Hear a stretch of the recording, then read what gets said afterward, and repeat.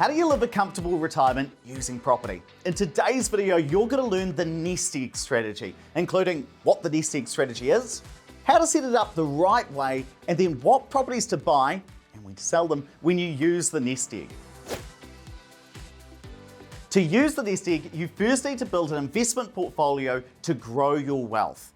That's because using this strategy, you'll build an investment portfolio, wait for those properties to increase in value, and then at that point, you'll have a lot of equity built within these properties.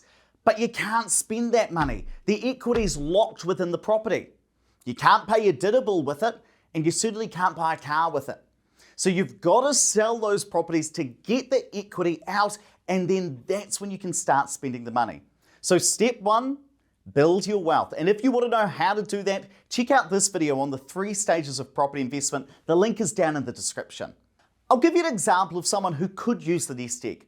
We've got an investor we're working with, Roger, and we first met Roger in 2010 when he was 54, and he really wanted to use property to fund a comfortable retirement for himself. Now for him, that meant topping up his superannuation by another $50,000 a year, so he could spend about 74 grand a year in total. The way he built his wealth is he bought 2 properties back in 2010 for $300,000 each.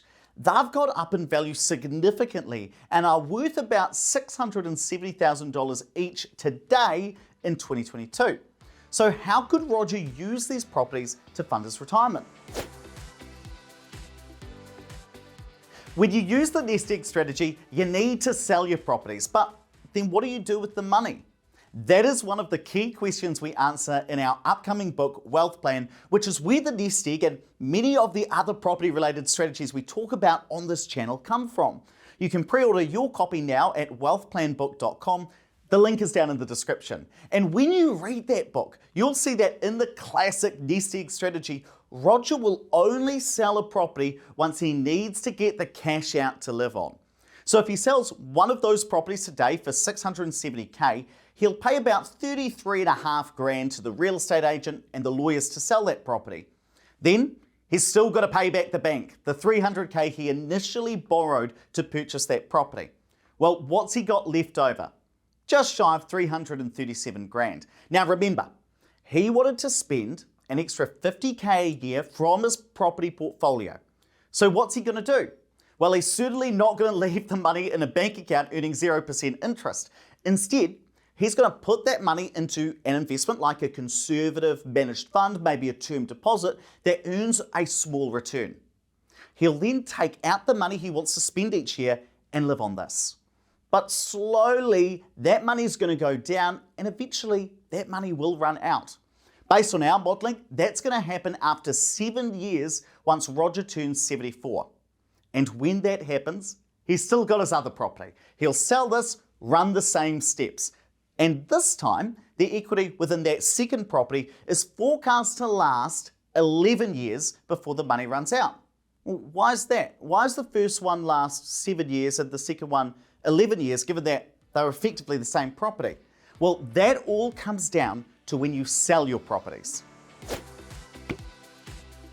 You may have noticed that Roger is 67 today and has already been retired for 2 years. This is very common in the nest egg strategy because for the first couple of years, Roger still got his superannuation but topped up that extra 50K he wanted from his Kiwi saver.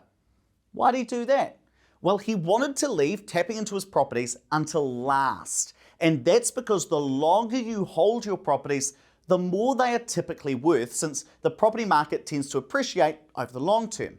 For Roger, if he sold those 2 properties at the start of 2020 when he retired, he would have been $340,000 worse off.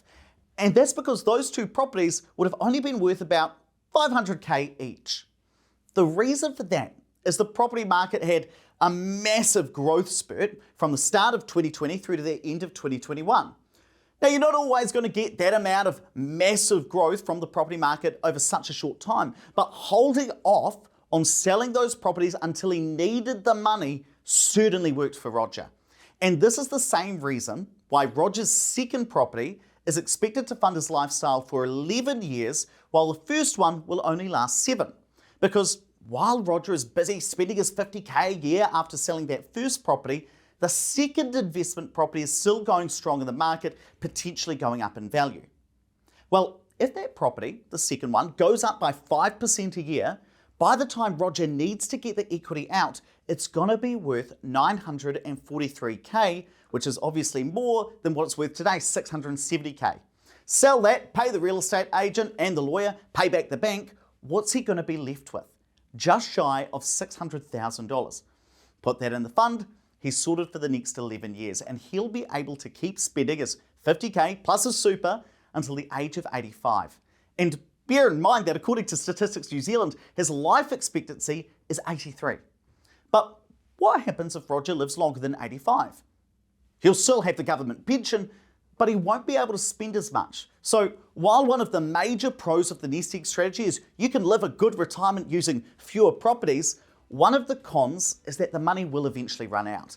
And that's why we have an alternative strategy to live off your property portfolio, the golden goose, where you're able to build a permanent passive income. And if you want to learn about that and all our other property related strategies, subscribe to our YouTube channel. We release new videos every Monday and Wednesday.